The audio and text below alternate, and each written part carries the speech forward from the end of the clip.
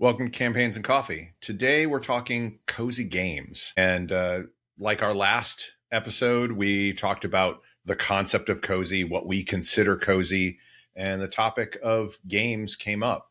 And most of these are video games. I think we should probably actually title it Cozy Video Games instead of Cozy Games, because there are other games such as solo role playing that we consider cozy. What is a cozy game? So we all have our own slightly different definitions. So we're going with the Wikipedia definition here, which is a cozy game is a game in Commonwealth English. I don't understand what that means. The spelling. Oh, Like color versus color or theater versus theater. got it. I see. COZY game instead of COSY game. Okay. Is a video game which emphasizes nonviolence and relaxation. Initially derived from the life simulation genre, cozy games commonly include activities such as gathering, growing plants, and nurturing other characters. They often have open-ended goals that encourage self-expression. And as Ken has just written, no cozy shaming. Oh, come on. And what I mean by that is, because we're going to go down some paths where people are going to go, there is no way in hell that is considered, I would consider that cozy. But I think as we were talking a bit in our last episode, cozy is kind of a state of mind, right? So some of these, when we talk about Fallout, you'd be like, wait a minute, how is Fallout a cozy game? We're going to answer that Fallout question. Fallout something that emphasizes nonviolence and relaxation? Yes. This is where I have a quibble with this. To me, I would redefine this as a cozy game is any game that invokes that cozy feeling in you. And while I respect where Wikipedia is coming from, and that is certainly true, I think different people, different generations, different backgrounds have different things that invoke that Zen-like cozy hygge, I forget the Icelandic term we used in the last show, feeling. But yes, no cozy shaming. But, like you say, a couple of us find Fallout very cozy. And it's about, I think you get into aspects of the game, because there are aspects of these games that are the gathering, growing plants, and nurturing other characters. There's some of that in Fallout, and so I think there is a dovetail, but it might be non-obvious for people that are kind of like, but you don't have a game about a farm. How do you consider that? Right. So I reordered a little bit because I think it's a good place to start as a touchstone for many people would be Animal Crossing. Also Sundew Valley. I think that's the other big one I think that people have played. Stardew Valley? Stardew Valley? What did I say? Sundew? Yes. Sundew. Stardew Valley. But I think they have similar overlaps. I have not actually played Stardew Valley, so I can't actually speak to that one. But I think in I don't know. It's like the graphics that just didn't pull me in. And I had Animal Crossing. So I've been playing Animal Crossing since it was on the original DS. I think it was on some iteration of a Nintendo platform before that, but I got into it on the DS. And it has always been kind of this go-to cozy game for me because you wander around this island, you meet animals, you chat with them, and there's no real mission. There's no real objective other than the kind of the ones you create for yourself. So yes, you can go looking for the golden shovel and you can try and collect every fish, but you're deciding to do those things, right? You could choose to do none of it. You could choose to pursue the raccoons, capitalist empire and buy a bunch of furniture and stuff, or you could just have your little house and spend your days fishing on the beach. And the cool thing for me and my family is that my kids got into it too. So over time, we would have in the original Animal Crossings, you'd have a shared island, and they would have their houses and they would build their things. And we had this collaborative island that we built up together. And so when the pandemic hit, the one thing we did before everything went into lockdown around here was my daughter and I went and we got Switches because Animal Crossing for the Switch had just dropped. And I think that got me through the first 6 months of the pandemic because you could ignore all of the crazy in the world and just sit down in the morning with my cup of coffee for half an hour and play some Animal Crossing. It's funny when you talk about the way cozy games are constructed. Cozy games, I remember the first game that invoked that cozy feeling. And it wasn't something obvious, but I had a really hard time with cozy games or even open world games because I was so used to objectives. And it's also a personal thing. It's the way I was raised. My parents are very objective focused, right? So make the list work. And so the idea of doing whatever you want inside the frame of a game, I was kind of like, I don't even like, well, the first time I played Skyrim, I bounced off it hard because it's kind of like, yes, there are quests, but there's this whole other world that's like, I don't know what to do. Or No Man's Sky. I don't know what to do in this thing. And it's Right. it took me a while to kind of get used to the idea of setting your own objective and doing what you want, because to me, wanting to play a game meant going through the experience that the game creators had laid out for you. As opposed to now, I've gotten used to that, and the idea of making my own experiences within this world, it's more interesting to me. And I've come to really enjoy it. And interestingly enough, I think that leads into the next two games that are on here that Aaron and I have played, Strange Horticulture and its sequel, Strange Artifacts, where there is a story, there are a set of objectives, but the way that they're laid out is very, very chill. You can make mistakes and there isn't like a penalty really to them. It's Strange Horticulture and Strange Artifacts. You are the owner or coming in to substitute for the owner as the owner has to go off on a trip or something like that. Strange Horticulture is all about plants. Strange Artifacts is all about these weird pseudo magical artifacts.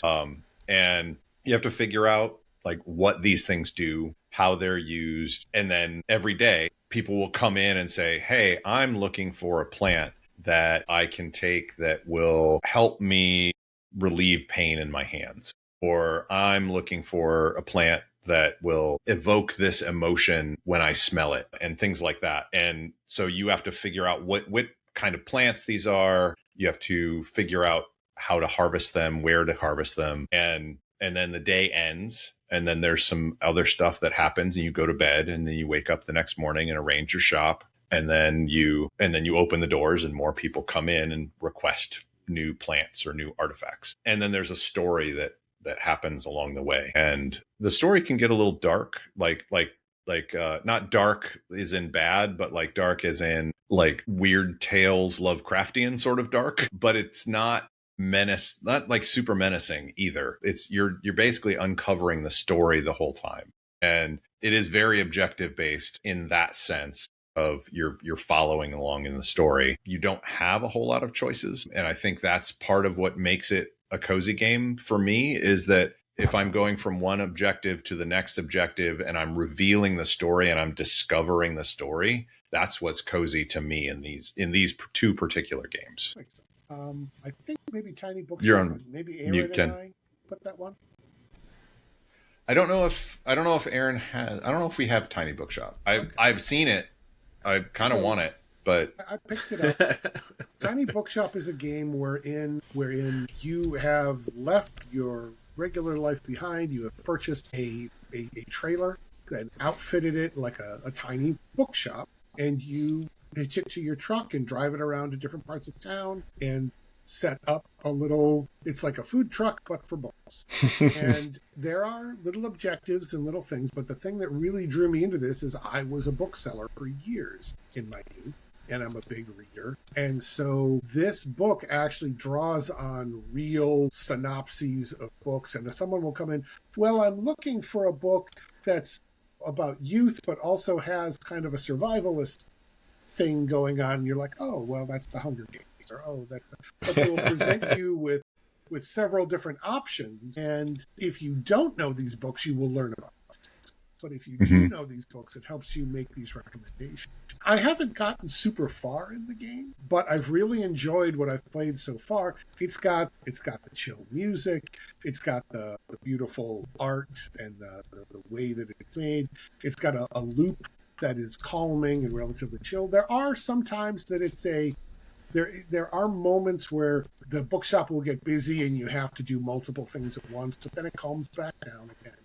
And, I just think if you're into books, I think this is a thing that it's interesting as you were talking through that, and I was thinking about the form factor of what I play these games on, because we have a big list of games, and I think all of our links go out to the Steam version, because that's probably the most democratic thing. You can do it all on your different platforms. But a lot of these are actually available on the Switch.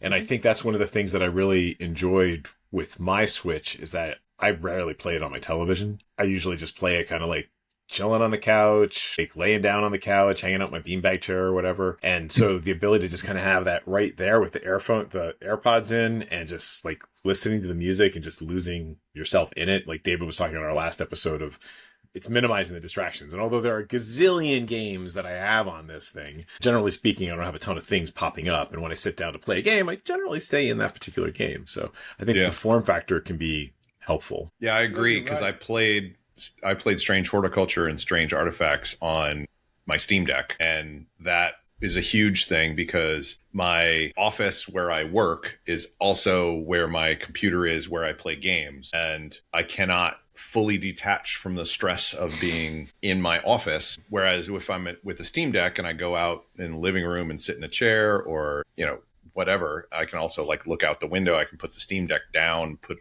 it on pause, whatever. It just, that helps make things cozy for me. I think that's really interesting. I don't own a Steam Deck. I'm a keyboard gamer, so I like having the PC in front of me. Like you, my game machine is in the same room as my office is. It all goes to the same monitor.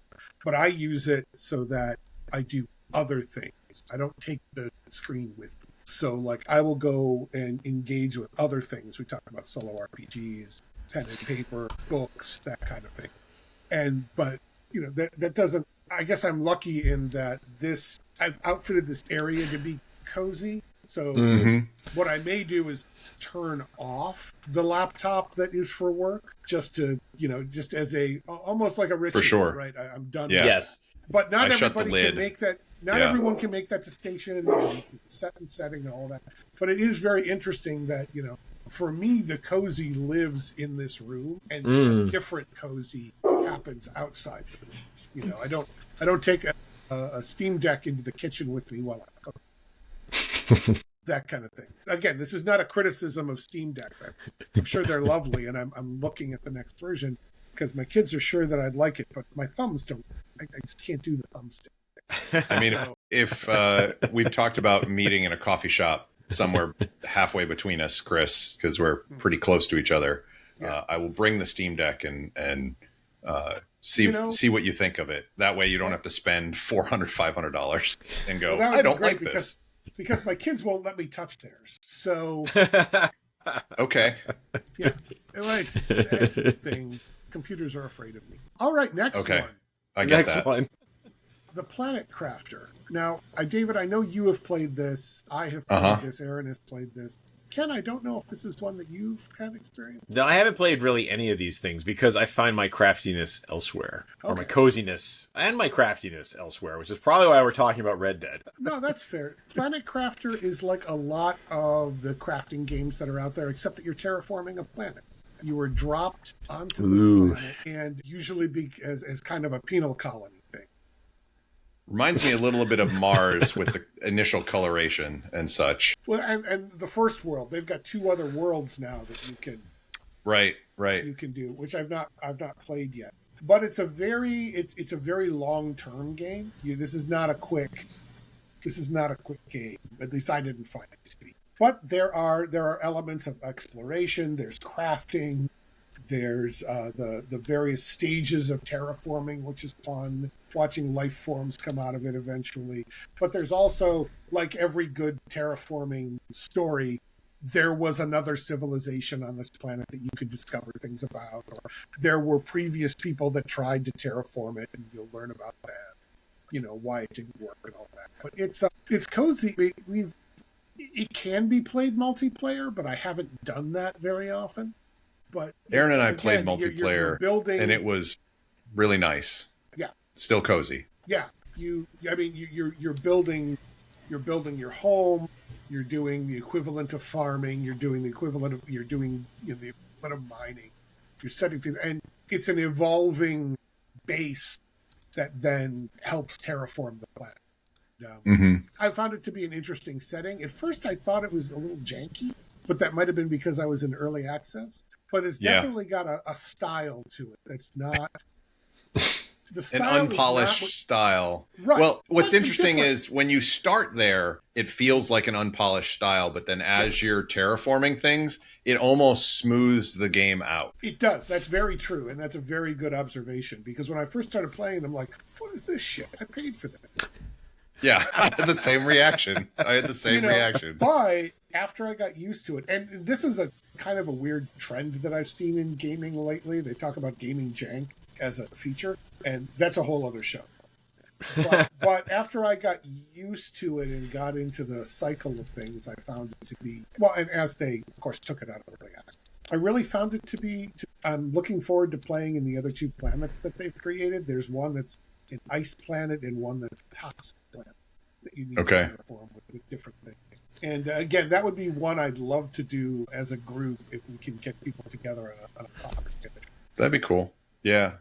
I mean, it is a fun game to play multiplayer. There's another game that's similar that I don't necessarily consider cozy, which is Astroneer. The graphics are much, much nicer, and it is a lot of fun to play, but your need for oxygen and the fact that you can travel around and like fall into really deep holes and things like that pulls it just outside of cozy for me. You know, with Planet Crafter, you do have to worry about oxygen, at least initially, but it's not as bad, it seems. No. Like there's certain urgency that happens in Astroneer that is not there in Planet Crafter. And yeah, I think that's why Planet Crafter ends up as cozy for me as well as opposed to Astroneer, which is a great game. I played it, completed it, but I don't consider it cozy in that side of things. One series of games, though, that I do consider cozy, that does have a lot of jumping and maybe you fall down and other things like that, is Slime Rancher 2 and Slime Rancher and Slime Rancher 2. You know, it's you are in Slime Rancher 1 and 2, you're farming slimes. You're ranching, you know, I don't know if ranching's the herding slimes, maybe. You're on this planet and slimes exist. They don't explain what they really are or how they work, but they're almost all of them have like this weird smiley face on them, and they're basically, you know, puddles of goo that bounce around, and you go around with your vacuum container that sucks them up and puts them in a vacuum, and then you go back and put them in almost like terrarium, aquarium sort of things, and they bounce around in there, and you make sure to feed them. When you feed them, they pop out plorts, as they're called, and then you take those plorts and then you sell them on the market. And then, you know, as you get more money, you are able to buy upgrades and other things like that. But it's a game that's really nice visuals, a very opening and friendly sort of thing. There are a couple of danger areas, but if you get to the danger area, or if you fall into the ocean that's nearby, are effectively just, you went to bed and then you wake up the next day in your bed. They don't explain how that works, but it's okay. You very rarely have that happen unless something accident, you know, like you leave the keyboard and something happens, or you accidentally fall over something. Very rarely would you actually die in that game or have that I went to bed in that game. And so it's a lot about exploration.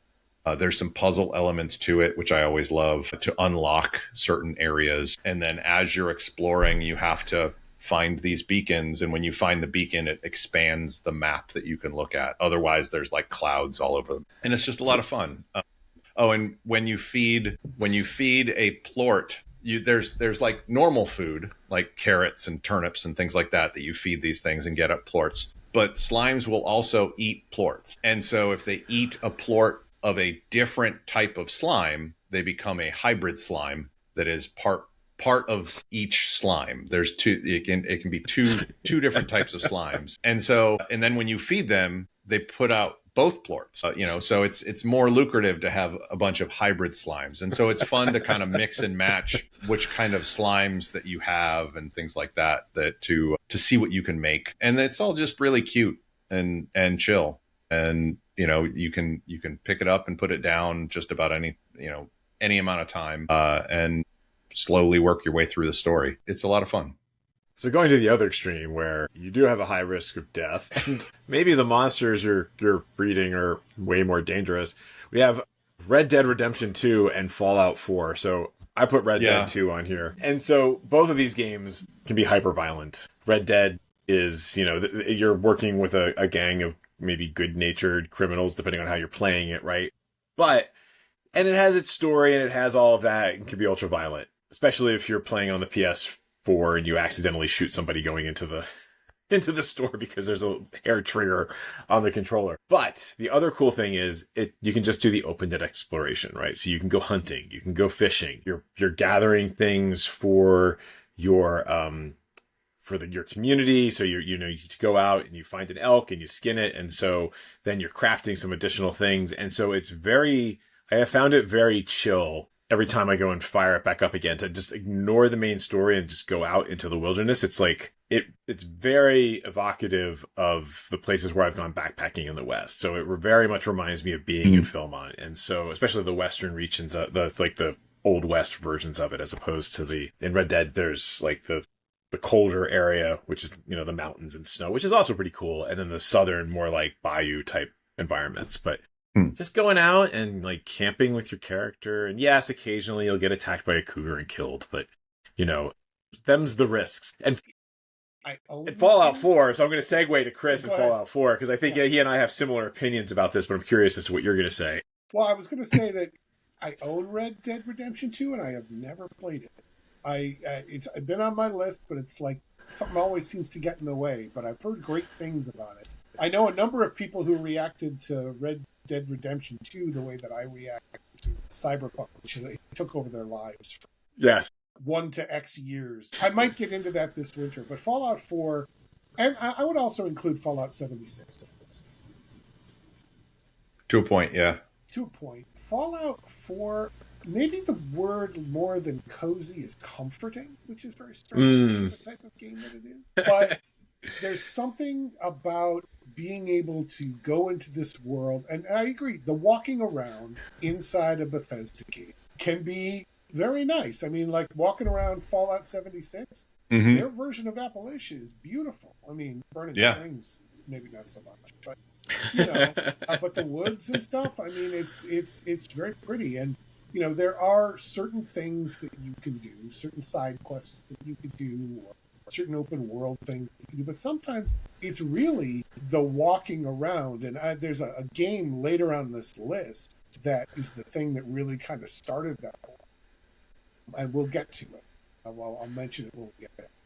But I think Fallout 4, I don't enjoy the community building in Fallout 4 at all. I find the way that you build things to be very difficult. And so it can be kind of irritating. But at the same time, I like building a place in a community for me where I can put my trophies and have a home base and expand that home base. So more like a base of operations home base like you have at Planet Crafter or other things that evolve. Not as much a management simulator. Right. Once I got out of management as a career, I never wanted to play another management game. So community management isn't very interesting to me except to benefit my character. But homesteading, I think, maybe is the better way of thinking. Yeah, sure. Yes. It's a big, when David and I, and you've been playing with us, when he got me into Fallout 76, it was very important to me that I find a place to put down roots and build a home. And that has become a driving force in any game that I can do that in, is a home in an open world is super important. And it actually irritates me when you can have more than one. In Cyberpunk 2077, you can have a number of different apartments. I think that's great. But I always just want to have the one that I come back to. And I think that's the coziest part for me, is having a home to return to put up the things that I've accomplished, and to be in when the radiation storm hits and you get that Icelandic feeling of, boy, that was terrible out there, I'm glad I'm inside. I think that's a big part of it. So I think a number of Bethesda games do this. I think it started with Skyrim, when you couldn't build the same way you build in Fallout and Skyrim, but you could build a homestead and you could do certain things.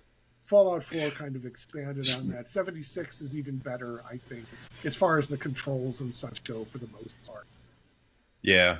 But I mean, like, Skyrim's a No lot Man's like Sky. To jump quickly to something that's not on this list, which is No Man's Sky, but the base building in No Man's Sky is much better than any of these. But it's the same idea. You build a home. I can build a home base, and I can go from there to explore it. Yeah, Skyrim's homesteading sort of thing is, I think, basically like a take on Fallout 3's, where you get enough caps and then you talk to someone and then suddenly the screen fades to black and then it fades back in and then suddenly you have new decorations on the walls. Exactly. Whereas and for the Fallout 4 and 76, you can build it up wall by wall. Right. And I've come to really enjoy that. Like, what I'm looking for right now, and I have not found a game that does this, I want a game that puts me in the woods, in the mountains, with seasons, that I just homestead and build things up. That is the game that I want. And I have one, and it's janky as shit, and I'm waiting for someone to come out with a good version. But so far, it's got to be first person, it's got to be building.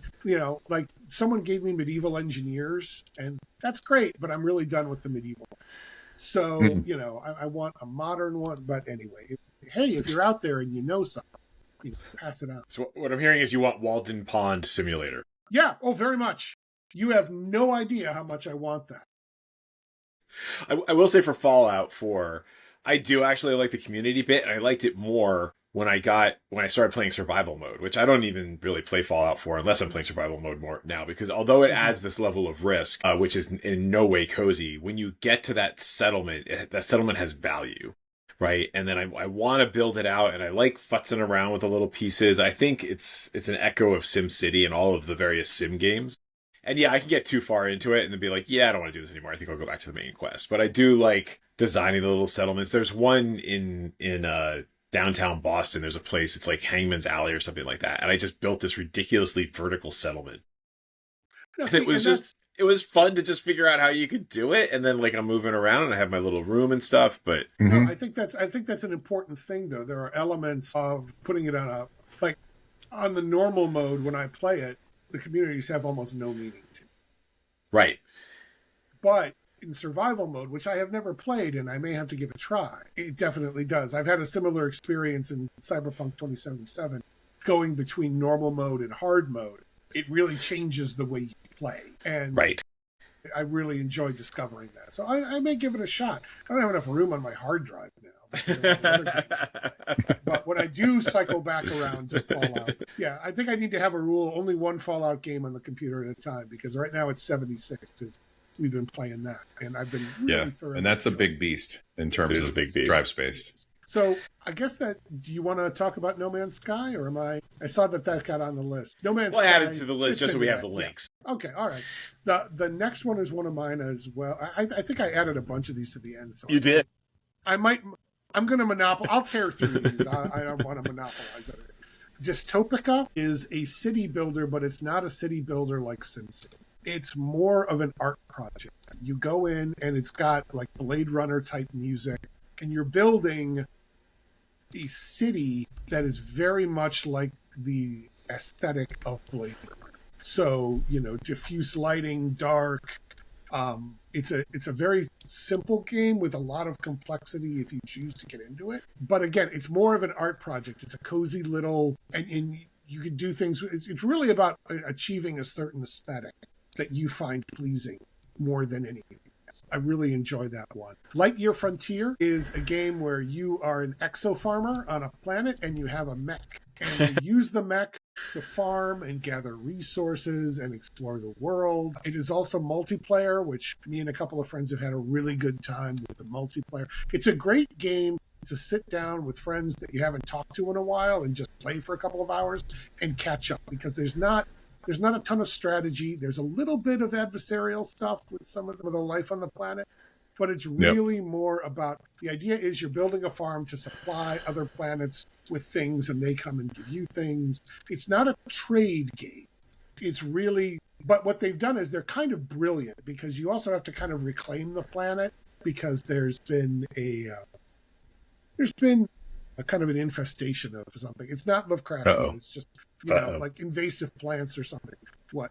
So you dropped out for a while. Okay, yeah. So it's got like a power washer thing, and a farming thing, and a mining thing, and a driving thing, because you can get an attachment for your mech so you can go fast.